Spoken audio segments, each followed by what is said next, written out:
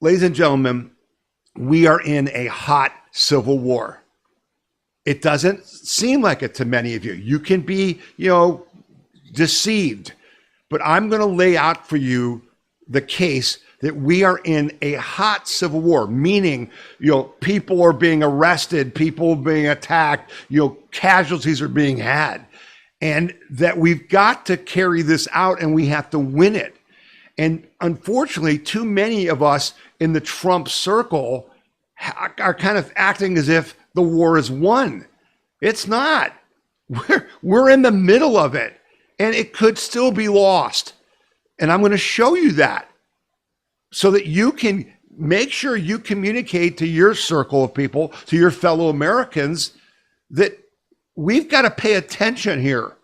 We've got to know the truth of what's going on, because the actions President Trump are taking are unbelievably significant and important to you. And I'm gonna lay that out. But I want to start with something. For those of you who watch our podcast routinely, I'm constantly telling you about the page on our website. And here's a picture of the front page of our website. And there's a big arrow and a black circle around the button that says, China owns the Dems. Here is the proof. Click on that, okay? There it is on our front page. And when you click on that, you go to a page that says, understand there is no Democrat Party. It has been taken over by the communists. If you vote for any Democrat for any office, then you are voting to aid the communist takeover and destruction of the United States. I don't say that lightly. When you go to that page, you will see list after list after list of links that prove what's been going on. China has been attacking us for 30 years, starting with Bill Clinton, when they bribed him to give them missile technology so they could do two-stage rockets. Okay, that's what Bill Clinton did. And they've been giving money to Democrats and to Republicans and to traitors ever since. And so here's just a list of the links that you'll find on this page on our website at wethepeopleconvention.org. You just got to go to the front page and click on China owns the Dems and go to this page. Here's some links. Revealed, Kamala Harris's husband's firm represents Chinese Communist Party. New Dem VP pick Tim Walz concerning with deep links to China. House Committee, China has infiltrated almost every part of U.S. government. That's from March of 2024. Leonardo DiCaprio testifies Obama received millions in stolen CCP cash. Biden CIA director employed Chinese Communist Party members while heading elite DC think tank. Husband of Biden's Commerce Secretary is top executive at firm funded by Chinese government. Democrats honored for their efforts by Communist Party USA. Senator Grassley asked Congress to expose the extensive ties between China and the Biden family. Is the entire Democratic Party compromised by China? Open secrets, DC press corps, the swamp is awash in Chinese money. It just goes on and on. How China orchestrated the Biden election with the help of corporate America and big tech for its own benefits. It's just a fact that we have been betrayed by traitors who work for communist China to destroy our country.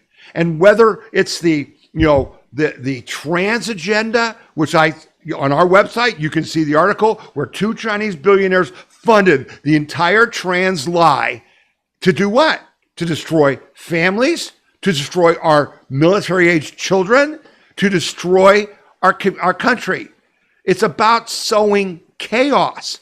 So you say to yourself, well, why are they protesting in DC? And I'll cover that next.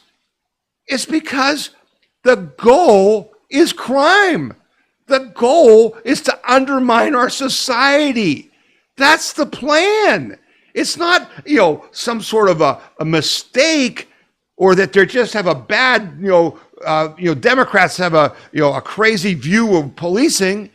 They're paid by the communists to destroy our society, and now they're on the run because we elected Donald Trump, and they're trying to fight back, and we've got to crush them. So I sent out emails and text messages this week to all you guys about Beto O'Rourke. And if you don't get our text messages and our emails, please go to wethepeopleconvention.org and sign up right there, and you'll get them because it's important that you get them. And I put this out. Beto O'Rourke proves that the Dems will do anything to regain power over you. Anything. And that's what I want to make the point of. It's not about democracy. They're expert liars. All the Stalinists, from Lenin and Stalin and Mao and all of them, it's all about lying, right? Whatever it takes, the means to the end to do what? To control you. So Beto O'Rourke comes out this week and just tells it like it is. Democrats aren't hiding anymore. They play to rig the system. Democrats have dropped all pretense. They're openly plotting to seize and rig the system the instant they claw back power. This isn't quiet maneuvering in smoke-filled rooms. It's a bold, almost taunting declaration that the rules no longer apply to them and that the very foundations of fair government are expendable. In Texas, Democrats staged one of their most brazen stunts yet, fleeing the state in a calculated bid to break quorum and derail a Republican redistricting plan aimed at reflecting Texas' actual political makeup. Not to rig it, but their actual political makeup. And at a rally in Fort Worth, former Congressman Beto O'Rourke didn't just cheer them on, he glorified their stunt as a new standard for political resistance. Political resistance. Where's that in a democracy? Where's that in our form of government? Cementing defiance and chaos as the left's playbook. Cementing chaos as the left's playbook.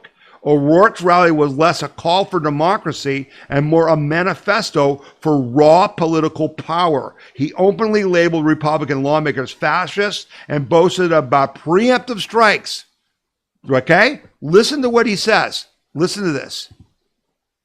We're not going to let him stop us. Are you with me on that? Ándale. It also means, as Mark was saying earlier, we don't await the punch thrown by these would-be fascists to land. We punch first and we punch harder. We want California and New Jersey and Illinois and Maryland and every other state where the Democrats hold the governor's mansion, the assembly, and the state senate to redraw their congressional districts now, not wait for Texas to move first, to maximize Democratic Party advantage.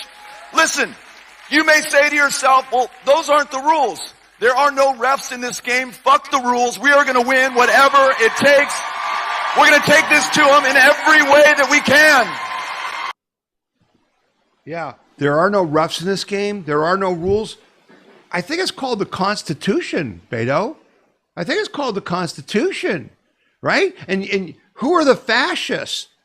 Who are the fascists? Maybe the people who arrested American citizens because of their political beliefs. Maybe the people who arrested people who were praying outside of abortion clinics because they believe abortion is wrong. Maybe the people who forced businesses to close and attacked citizens because they wouldn't follow their COVID mandates. Who are the fascists, Beto?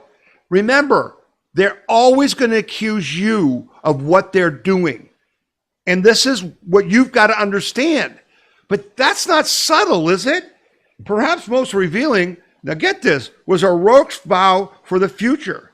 The next time we win power, he said, we're going to drive that car like we stole it.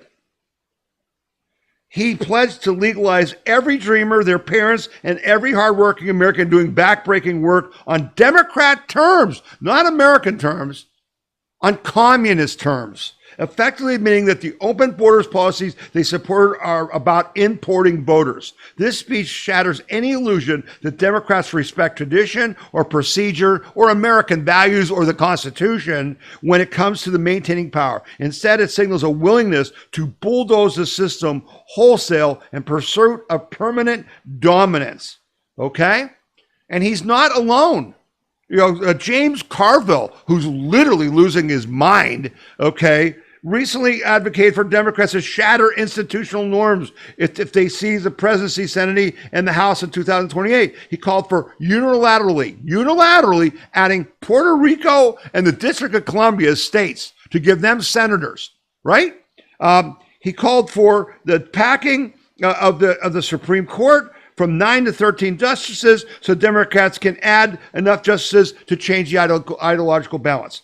He acknowledges, Carville acknowledges these are radical measures, describing them as opening Pandora's box, but insists such tactics are necessary to save democracy, which they're not showing any interest in at all.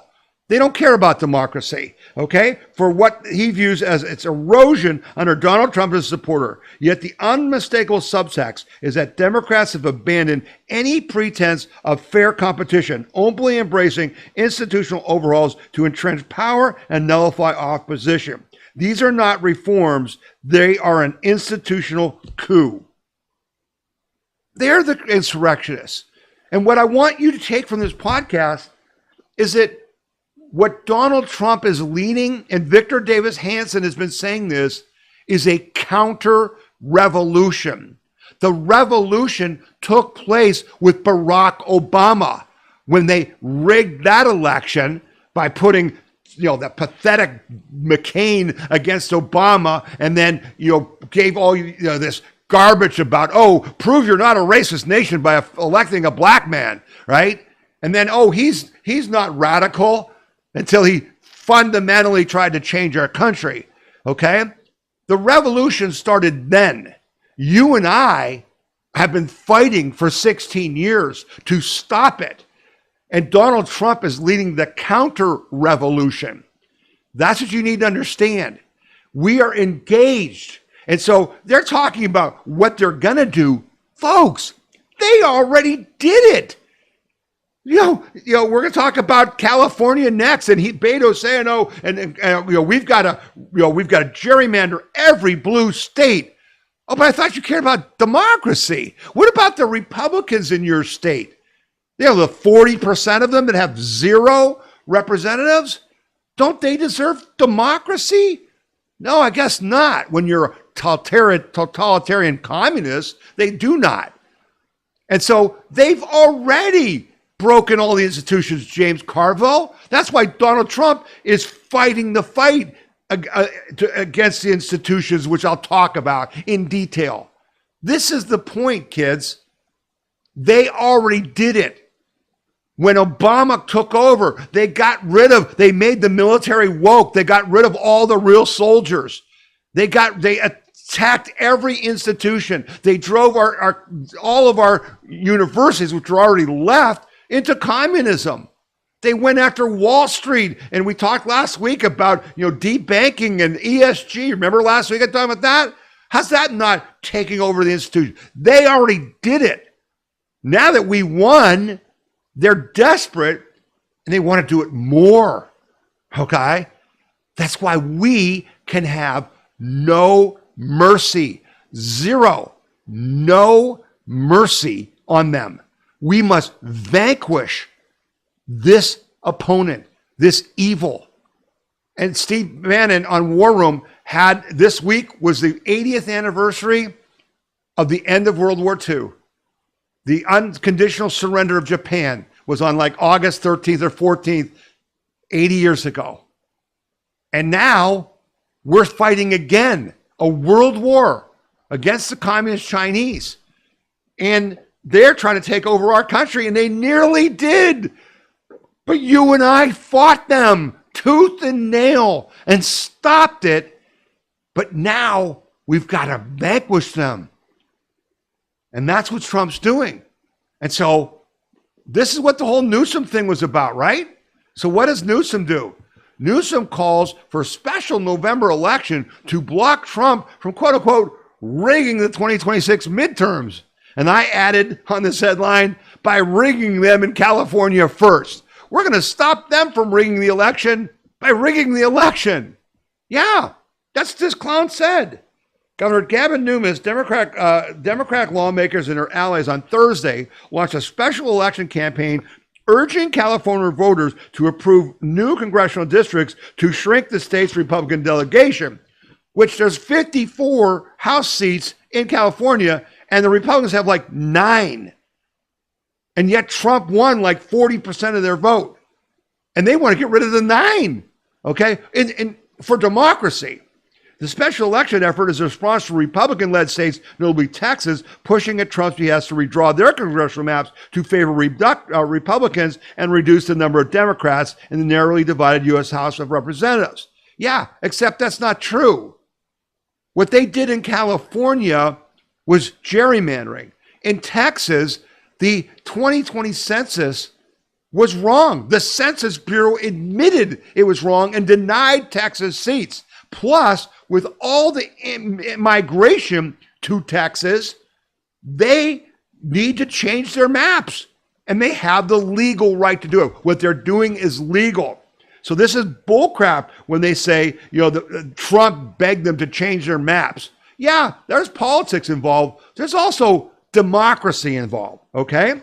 So here's Newsom's speech. If you think O'Rourke was just he is a nut job, but just speaking out of turn, no. Here's Newsom. Would you vote for this clown for president? Listen to the crap he spews here. We're here because Donald Trump, on January 6th, tried to light democracy on fire, tried to wreck this country, tried to steal an election, as Alex just said, by trying to dial in for 11, almost 12,000 votes. And here we are, an open in plain sight before one vote is cast in the 2026 midterm election. And here he is once again trying to rig the system. He doesn't play by a different set of rules. He doesn't believe in the rules. And as a consequence, we need to disabuse ourselves of the way things have been done. It's not good enough to just hold hands, have a candlelight vigil, and talk about the way the world should be. We have got to recognize the cards that have been dealt. And we have got to meet fire with fire. Yeah, meet fire with fire. It's not enough to hold hands and go kumbaya, except you didn't. You gerrymandered all of your state. You guys, our members in California, you reached out to me and we mobilized to try to save some of those Republican House seats that they kept counting votes and votes and votes until they stole at least 4 House seats in California. You liar. You're a damned liar, Newsom. And oh yeah, he lit the U.S. on fire on January 6th. Yeah. Stay tuned, pal. The evidence is coming out on January 6th. We'll see who lit what on fire, pal. You're a loser, and you're going to lose this fight too, all right? And how do I know that? Well, how about if the people in California think he's full of crap? Poll California voters back independent congressional maps, complicating Gavin Newsom's redistricting push. Gavin Newsom faces a major hurdle in his quest to revamp his state's congressional lines, according to a new poll. California's deep support for its current independent redistricting commission. By nearly a 2-to-1 margin, voters prefer keeping an independent line drawing panel to determine the state's House seats. Just 36% of respondents back returning congressional redistricting authority to state lawmakers. What Newsom's trying to tell them, they're going to have a vote in November that says, we still agree that you should have a nonpartisan, districting commission, but we want you to give it back to us for 2026, 2028, and 2030, and then we'll go back to the independent thing. Oh, really? Yeah, you think people are going to buy that when 2/3 of them don't agree with you? It's not surprising in the sense that California has voted twice for this independent review commission not all that long ago, said Jack Citron, a veteran political science professor at UC Berkeley and partner on the poll. And there's a lot of mistrust and cynicism about politicians in the legislature. That's reflected here as well. You think after they burned your house to the ground with their incompetence and then are taking your land in Los Angeles after the fires with a communist mayor, you think maybe there's mistrust of Gavin Newsom in the legislature? So Arnold Schwarzenegger, the former governor who was quote unquote a Republican, though, a California Republican, whatever the hell that means, he is being brought into this because he helped pass the 2 things that said, we got to get this out of the hands of the politicians and put it in the hands of a citizen delegation. he is being brought into the fray by the Republicans, and Kevin McCarthy is raising like $100 million to fight this. This is not a layup, but it shows you how they will do anything to control your life. It shows you the danger that you and we are still in until they are vanquished.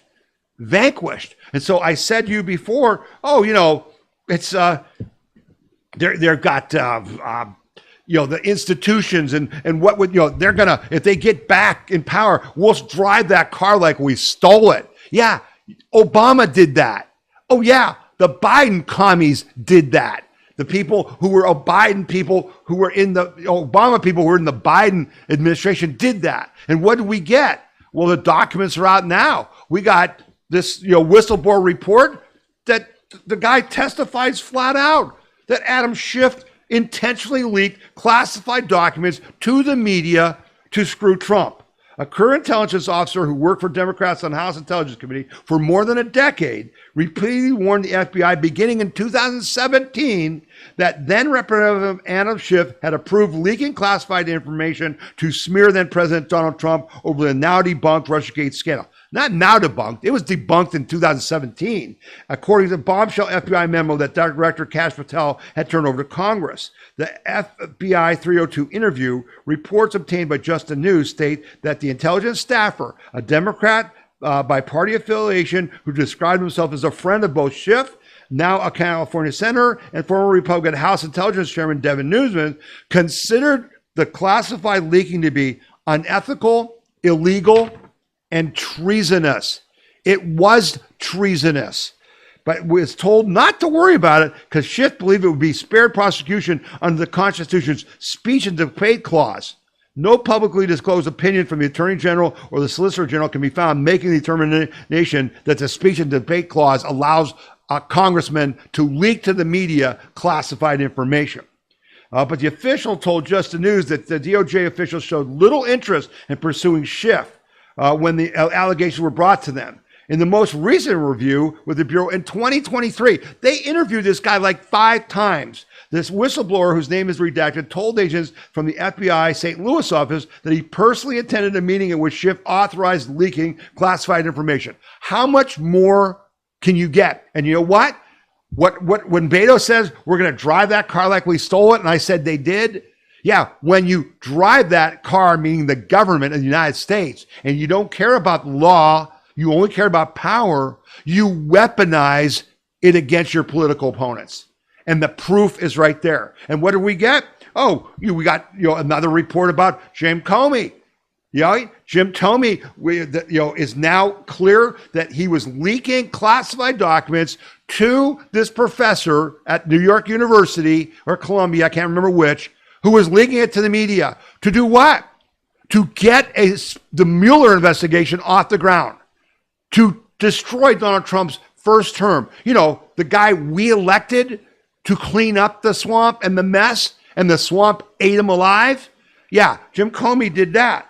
And then, I did the Bill Barr story last week that shows how Trump's former Attorney General, Bill Barr, was behind the lawfare to keep Trump from winning the 2024 election, who had a hit list of Navarro, Bannon, the Proud Boys, all these people. Bill Barr weaponizing government against the people. And they're afraid we're doing that? They always accuse you of what they're doing, okay? And so then, this story came out about this shut it down. Because again, it goes back to Obama, it goes back to Clinton. These are the criminals. Shut it down. Bombshell FBI timeline exposes political interference in Clinton corruption probe. FBI Director Kash Patel has uncovered a bombshell memo written in 2017 chronicling the extensive political obstruction that career agents in 3 cities faced from their own bosses and the Obama Justice Department during the 2016 election as they probed whether Hillary Clinton engaged in a pay-to-play corruption scheme involving her family foundation and classified emails. Okay? She did it. She's a traitor. She sold state secrets for money.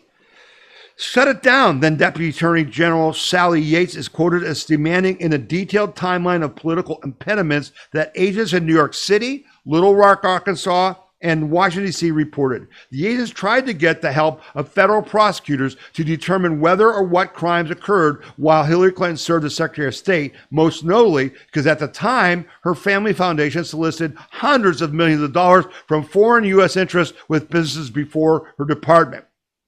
Okay? The classified timeline revealed that as early as February 2016, the Justice Department indicated they would not be supportive of the FBI's investigation.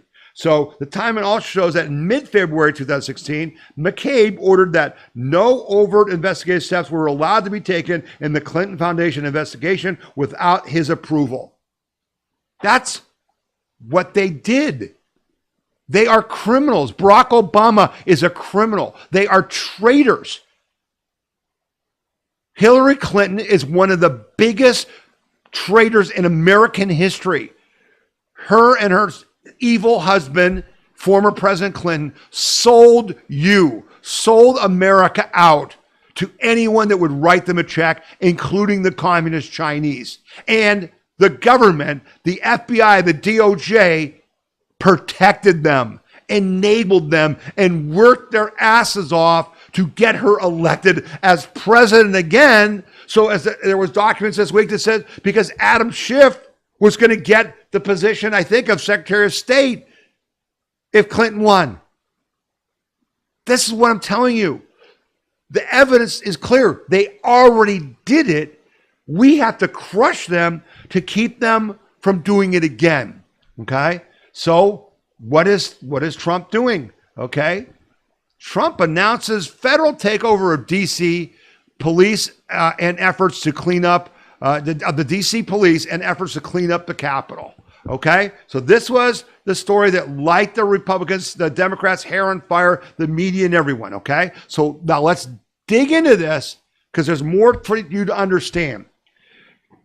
Trump's shrewd move in D.C. will resonate across the U.S. I posted this article because this guy, Charles Lipson from thespectator.com, lays out how crafty this is and what Trump's really doing. President Trump's initiative to restore law and order to the streets of the nation's capital is a smart political move. All Americans consider Washington our city and we want it safe. We can see on the nightly news that it is not, and we're not happy about it. If Trump can turn that around, he will get well-deserved credit, not from the legacy media, but from the public. Trump and his party will reap a second major benefit as well if he can lessen the muggings, carjackings, and armed robberies. If he can move the homeless off downtown streets, he will highlight the differences between his approach in D.C. and the painful Democratic failures in Chicago, New York, L.A., and other major cities, all of them governed by Democrat communists who want them destroyed, who want chaos, who want criminals in the streets. That's a huge political benefit if he can secure it.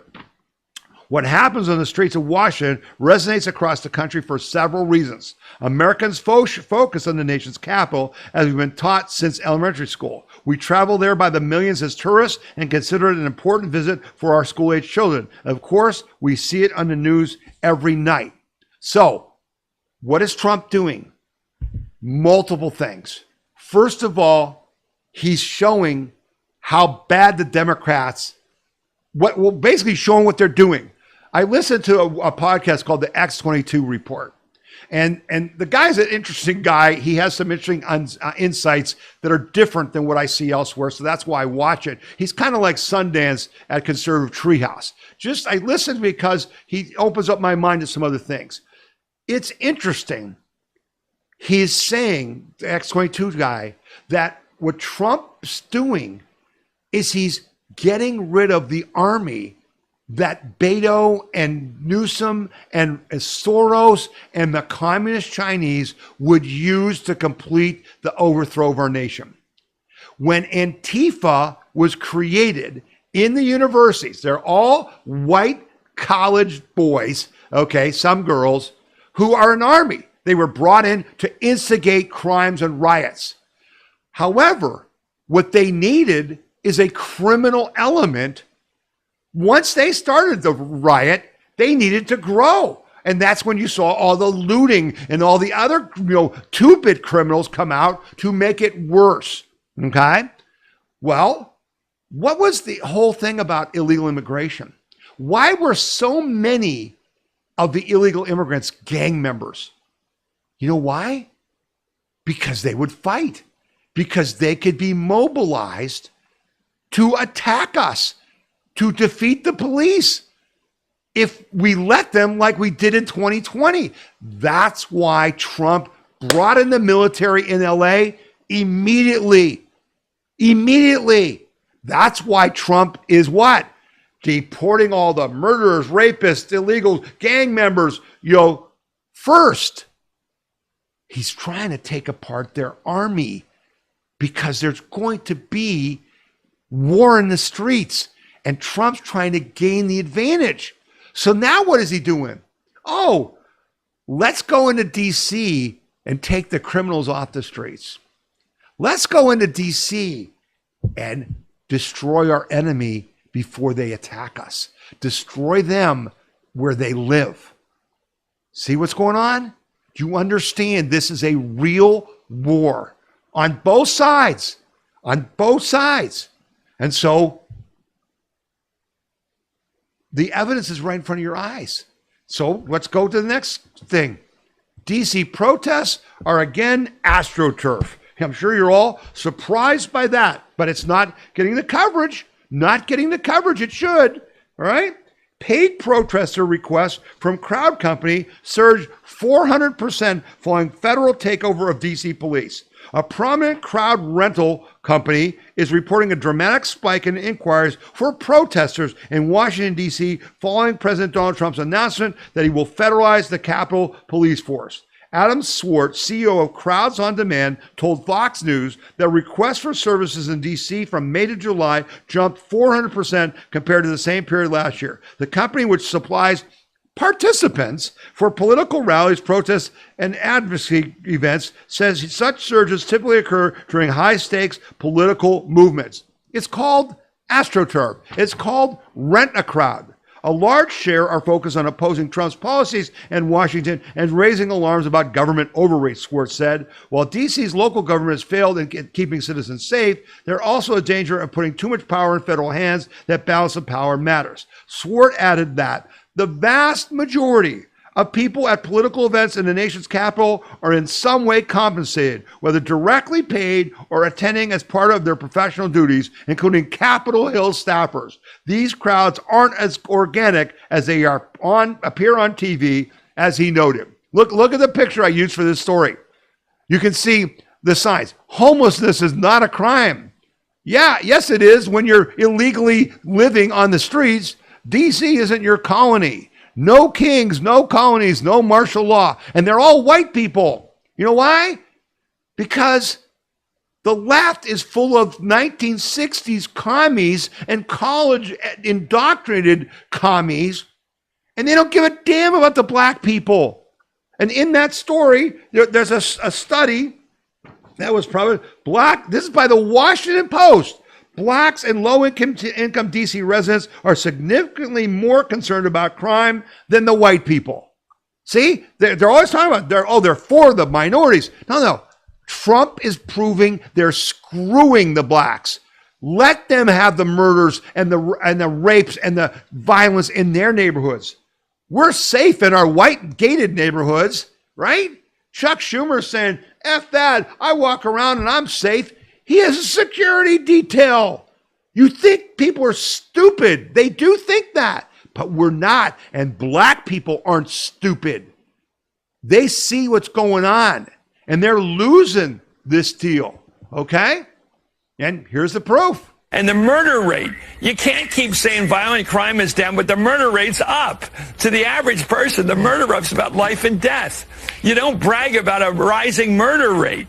And the Democrats are, I agree with you, Mika, they're falling into the trap of defending what's indefensible. It's a trap. Yes, it's a trap. I mean, if it's not a winner politically to say, oh, you're wrong, look at the data. Because, if one violent crime happens in a very heavily populated part of the city, people hear about it, and it's visceral.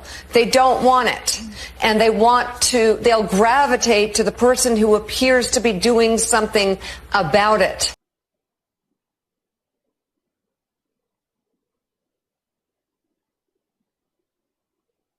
I'm sorry. The person who's doing something about it is Donald Trump. He's not appearing to do something about it. He's doing something about it. And that's what they're afraid of. And that's why they have to protest. Okay? That's why they got to try to stop this, because, oh my gosh, if they are successful, we're doomed. This isn't an 80-20 issue, folks. This is a 90-10 issue. I'll show you the evidence later. Americans are sick of the crime, and they're not buying the crap that, oh, the police are racist, they're only targeting blacks. That was bullcrap from the beginning, and now people know it's bullcrap, and what they really were doing, what the communists pay them to do: destroy our cities, create crime. And Trump is saying we're not doing that anymore, okay? But so why are they doing it? Left-wing dark money mega donors, including George Soros, contribute $20 million to groups funding protests against Trump's DC crime crackdown. Several lefty dark money groups are contributing to the protests. Free DC, a fiscally sponsored special project of progressive nonprofit Community Change and Community Change Action, brought 150 demonstrators near the White House Monday to protest Trump's plan to deploy the National Guard troops in the district. Do not obey in advance and take up spaces are among Free DC's guiding principles, and the group urges supporters to go outside at 8 p.m. and bang pots and pans, sing, chant, or make noise every night of this occupation. Free DC has scheduled multiple events since Monday's anti-Trump protests, including a cop watch training suggesting further protests are planned amid Trump's efforts to make DC the safest, cleanest, and most beautiful city anywhere in the world by ramping up law enforcement efforts and removing homeless encampments from public spaces. Community Change and Community Change Action, the groups bankrolling Free DC's action campaign, have been the beneficiaries of millions of dollars in donations from hedge fund tycoon George Soros' Open Society Foundation and the Tides Foundation, another lefty group, and dark money Arabella Advisors Network, according to analysts shared with the Washington Post. It is ironic that a protest to ostensibly Free DC has hosted by Community Change, a group funded by massive amounts of outside dark money to push a pro-crime agenda. These people who are funding the protests against Trump have before been the ones who've elected prosecutors and people to let the criminals out in the streets. Why? Go back to what I said about the X-22 guy. If you free the criminals when you create chaos and start the George Floyd type hoax crimes, you've got an army of criminals to do the fighting. They don't want them in prison. So you get the connection? Do you see how it's all connected? It's about a violent overthrow. It's not about democracy and votes. It's about how do we destroy the United States so communist China can defeat us and rule the world? Is that clear? Are you getting that message? And so, want some more proof? We always bring receipts on this show. We always bring receipts. So guess what? Well, the Democrat communists are on the side of crime and criminals. They are defending murderers and rapists. And like everything, they lie about it. How do we know? DC police sergeant exposed her superiors for misclassifying crimes to make stats look low. The city just quietly settled her lawsuit. The District of Columbia has quietly settled a lawsuit from a sergeant who has accused Metropolitan Police Department leaders of misclassifying offenses to deflate the district's crime statistics. Court records obtained by the Washington Free Beacon show police brass repeatedly told officers to downgrade theft cases, knife attacks, and violent assaults to lesser offenses, according to internal MPD emails, depositions, and phone call transcripts that Free Beacon has reviewed. They got the goods. They're on their TV. The communist paid, MSNBC, CNN. They're on those channels saying Trump's full of crap. The crime is not bad in D.C. The crime in D.C., which has 700,000 people, is 4 times greater. The murder rate is 4 times greater than New York City, that has like 8 million people. They are a terrible city. Everyone who lives there knows it, and they're trying to sell this lie, but they can't, because you and I have crushed the New York Times, the Washington Post, CNN, MSNBC, ABC, CNN. No one believes anything they say. They watch this podcast and believe what we say because we bring the receipts.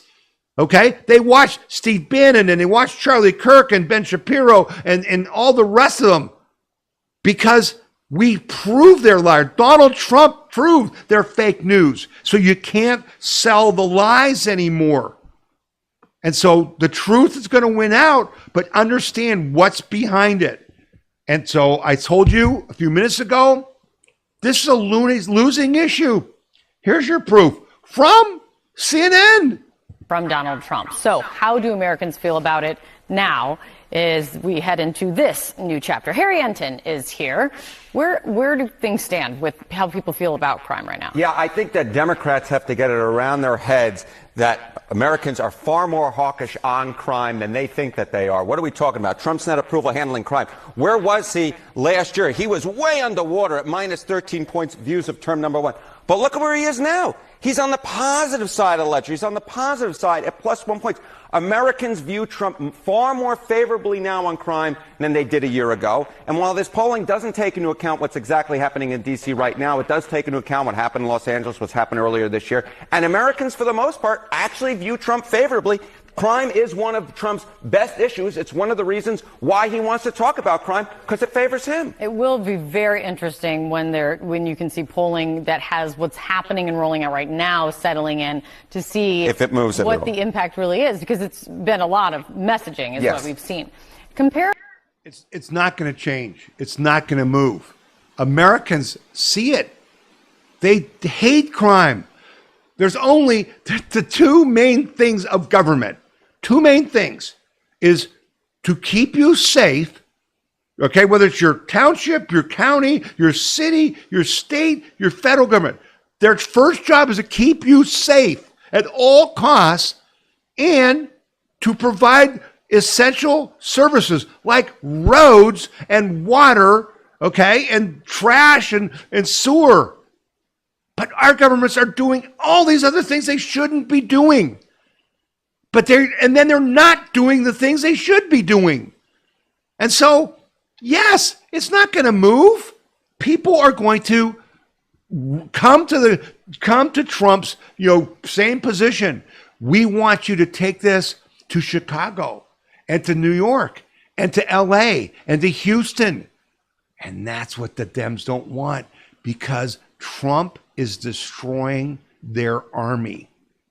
He's destroying their army. And so now I'm going to give you the most important story in this podcast. And why this hasn't gotten the coverage it should have, I don't know. You need to share this. This is an ask. You need to share this story, because this is the real deal. This tells you everything you need to know. Trump plans standing rapid reaction force to combat civil unrest nationwide. The Trump administration is exploring the establishment of a domestic civil disturbance quick reaction force, which would involve 600 National Guard troops on standby to address civil unrest in American cities. According to internal Pentagon documents, these troops would be stationed at military bases in Alabama and Arizona, ready to deploy within an hour. The plan, drafted by National Guard officials between late July and early August, would see troops split between the east and the west of the Mississippi River. Previous deployments of National Guard troops, such as earlier this year in Los Angeles, to support U.S. Immigration and Customs Enforcement personnel facing attacks from pro-illegal immigrant rioters, were criticized by Democratic state leaders, including California Governor Gavin Newsom. Newsom sued the Trump administration to cancel the deployment, but was soundly defeated in the Ninth Circuit Court. The legal framework for rapid response deployment is rooted in Title 10 and Title 32 of the U.S. Code. Title 10 allows the president to direct troops without the need for the state governor's approval, while Title 32 places National Guard troops under state control but with federal funding. The proposed plan would see troops mobilized under Title 32 during civil unrest, bypassing the need for state-level consent. The program would be implemented as early as fiscal year 2027, with funding coming from the Pentagon's annual budget. That's the Army. That's how we defend and defeat the communists. So when they try to have an uprising, Trump is putting in place the people to crush it. And they can say he's a dictator. He's not a dictator. He's defending our Constitution against the revolution, the communist revolution. He's running a counter-revolution. Remember, those of you who've been with us for all these years, remember 2020? Remember the full-page ad that we took out after they stole the 2020 election? We called for what? For President Trump, who was still president, to declare temporary martial law, to have a recount, a revote of the 2020 election using the National Guard. Not to count the votes, but to make sure that people showed up in person with IDs and filled out paper ballots, and they were counted by hand under National Guard supervision. And we know, General Flynn and I knew, that if you did that, you would find that not only did they cheat in the swing states to steal the election, they were cheating in all 50 states. That's what you would have found out. But President Trump wasn't there then. He's there now.